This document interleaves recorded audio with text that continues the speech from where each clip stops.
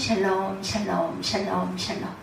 하나님 사랑합니다. 여러분 주 안에서 사랑합니다. 예레미야 10장 5절 말씀입니다.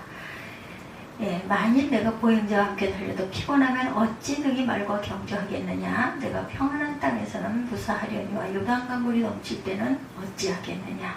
이렇게 묻고 계세요. 2019년 12월에 그 수요 예배, 그 예레미야서 계속해서 반복된 부분들이기도 하죠. 4번의 설교를 한 적이 있었던 어떤 분의 이야기입니다.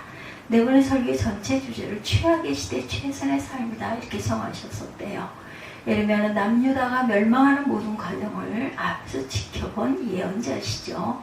성경에 나오는 최악의 시대를 살았던 사람 중에 하나입니다. 그러나 그는 최선의 삶을 살아냈어요. 근데 생각해보니 12월은 최악의 시대가 아니었던 거죠. 2019년 12월은. 그때도 우리는 최악이라는 말을 달고 살았지만 사실 팬데믹이 터지기 전 지금 생각해보면 아무 문제가 없던 때였던 것이다. 이거 맞아요. 2019년 12월 겨울에 질병이 터지기 시작했죠. 코로나.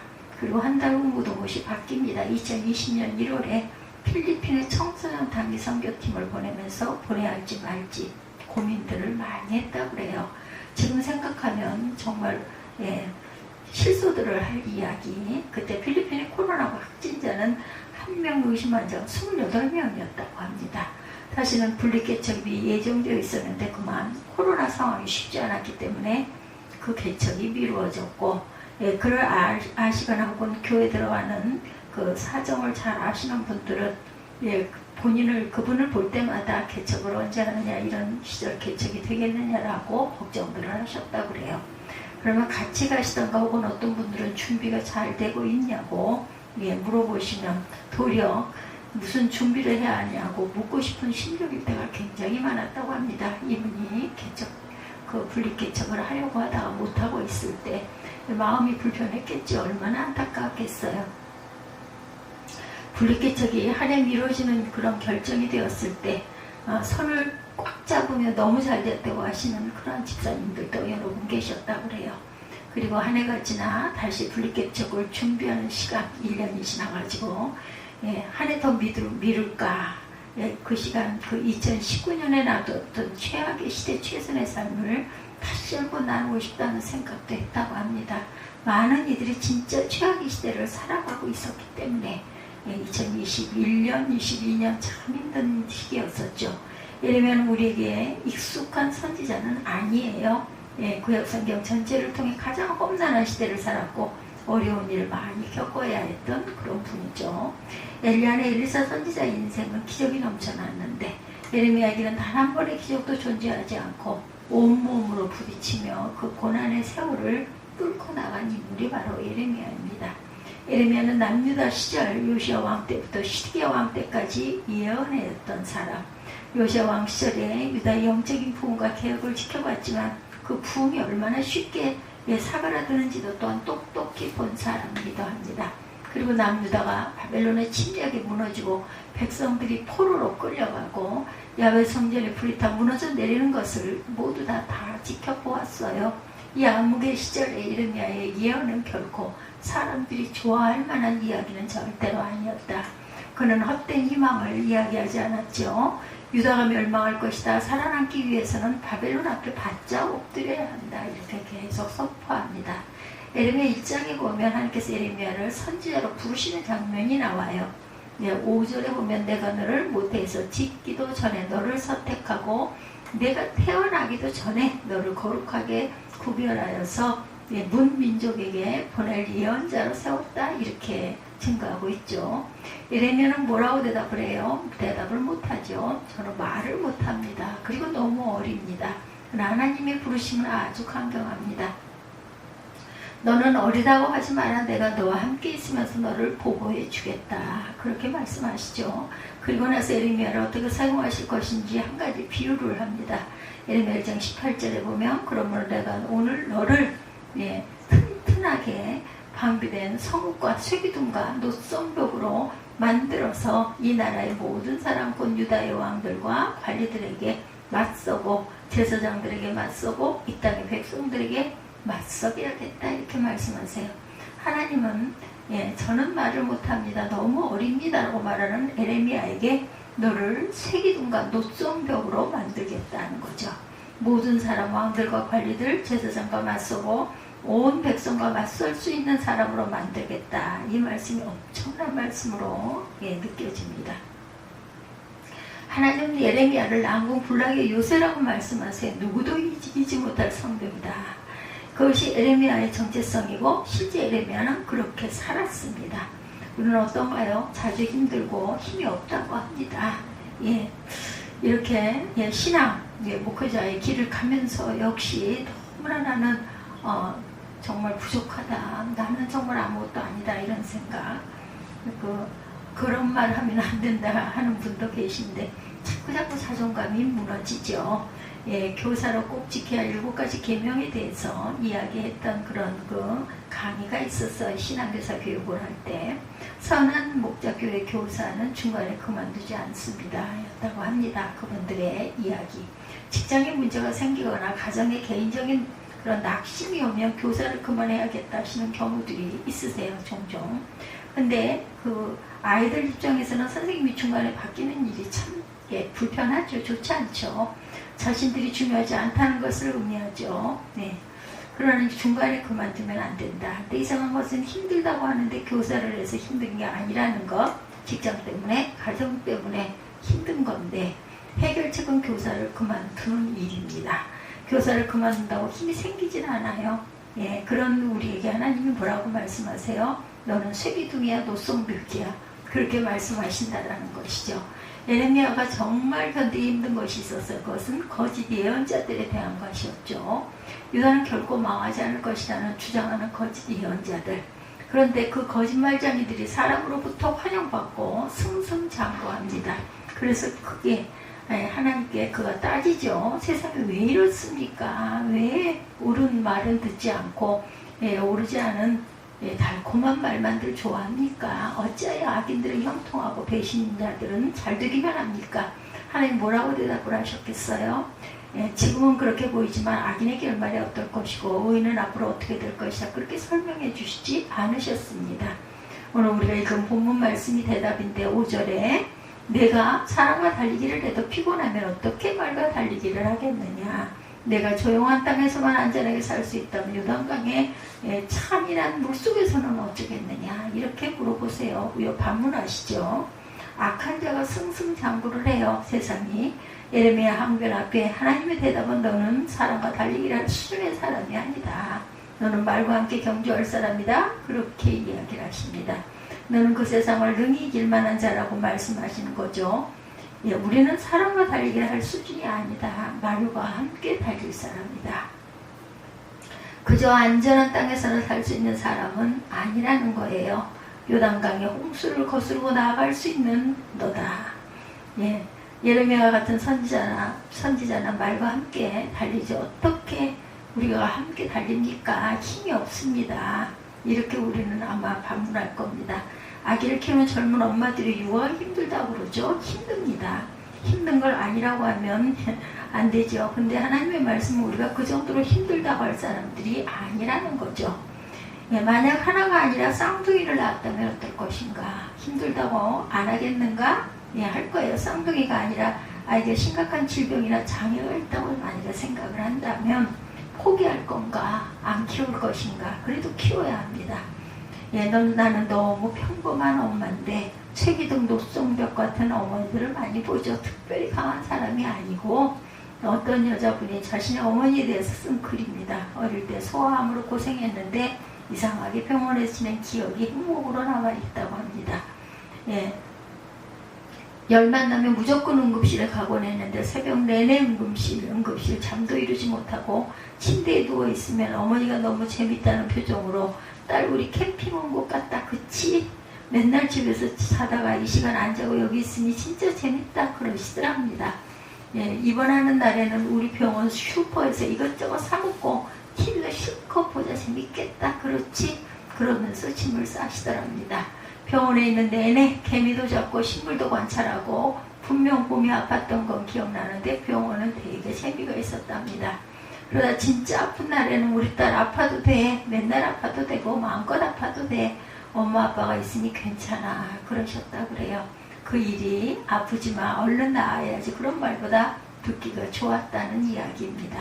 마지막에 이렇게 쓰셨어요. 지금 35살이 된 지금 돌아보니 그때 엄마의 나이는 31였다고, 딸 앞에서는 못하였지만 강철같이 버틴 것이라고, 교회를 섬기는 사역을 하시는 이 사역하시는 이분의 그 간증에 많은 사역자들과 동역하면서 힘들다고 하지만 우리가 그런 말을 쉽게 하죠. 일이 많을 때가 있고, 교회 학교 같으면 수련회 성경학교 준비하면서 힘든 일을 할 때가 많이 있다. 그러나 그것은 힘든 것이 아니라 일이 힘들지 않아도 교회 안에서 갈등이 있고 관계 문제로 힘든 일들도 많다는 거. 선교지에도 선교 현장에서 핍박과 탄압 때문에 힘든 게 아니라 한국에서 온 동료 선교사들과 관계 때문에 속이 상하고 힘들어서 철수들을 한다고 합니다. 근데 우리는 그런 일로 무너질 사람들이 아니죠. 지금보다 더 어려운 상황이 온다고 생각한다 하더라도 예레미야의 시절처럼 나라가 멸망할 때라든지 요한계시록에서처럼 심각한 박해 가운데 있는 시절 우리가 살아간다면 어떨 것인가? 그러면 예수 안 믿을 건가? 그 중국같이 교회가 폐쇄되고 목사들이 감옥에 가게 되는 일들이 와도 우리는 여전히 주의 일을 하고 예수를 믿어야 할 사람들이라는 사실입니다. 조용한 땅에서만 안전하게 사는 사람이 아니라는 거죠. 요단강이 넘쳐 흘러도 뚫고 나갈 수 있는 사람이 저와 여러분들이라는 거. 예레미야에 비추어 보면 우리는 너무 좋은 시절을 살아 별것도 아닌 일에 지치고 낙심한다. 근데 우리는 그 정도가 아니에요. 고난이 와봐라 내가 무너지나, 더 공격해봐라 내가 낙심하나. 그것이 세기둥과 녹성벽이 할 일이라는 거죠. 우리 그 어려운 일들이 많이 있어요. 한 해를 지나가면서 보면, 그죠? 어떤 그 인도네시아 그 선교사님이 유방암 진단을 받으셨다고 그래요. 말기고 가끔 가장 공격적이고 치료제가 없는 그런 암 종류였다고 합니다. 그래서 치료되고 소생하기가 어렵다. 그래서 겨우내 항암 치료를 하시는 그런 분들을 돕는 그 집안의 분이 말씀을 하시는 거예요. 그 아내의 언니 되시는 분이었나봐요. 이 선교사 되시는 분이. 그래서 서로 처형을 돕고 조카를 위로하려고 아이들과 함께, 자신의 아이들과 함께 늘 놀러를 다녔대요. 이 아빠 되시는 분이. 그래서 4월에는 남편 선교사님이 인도네시아로 들어가야 할 그 사정이 생겨서 한 달간 그 자신의 그 아내가, 그 여동생이죠. 언니네 집에 가서 간병을 해야 했다고 합니다. 여기서 그 두 아들을 학교에 유치원에 보내는 일을 맡아야 했다고 그래요. 근데 한 달이 저에게는 정말 많은 사역이 몰려 있었던 그 4월 한 달, 교육관 건축을 마무리하고 봉헌 예배를 준비해야 하고 맡은 설교도 있어서 정말 쉽지 않은 그런 시간들이었다고 합니다.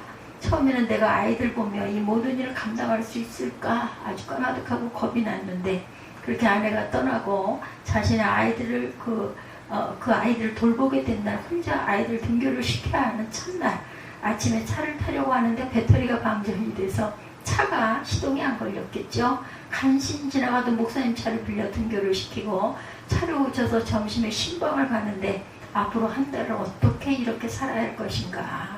앞이 깜깜했다 그래요. 근데 그때 너무나 번쩍 하나님이 주신 마음이 왔다는 거죠.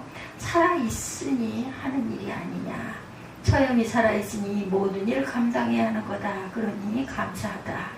힘들지가 않았다고 합니다. 그 이후에는 그렇게 한 달을 보냈는데 처형의 상황은 더 안 좋아져서 병원에서 임종을 준비하라는 이야기까지 들었다고 그래요.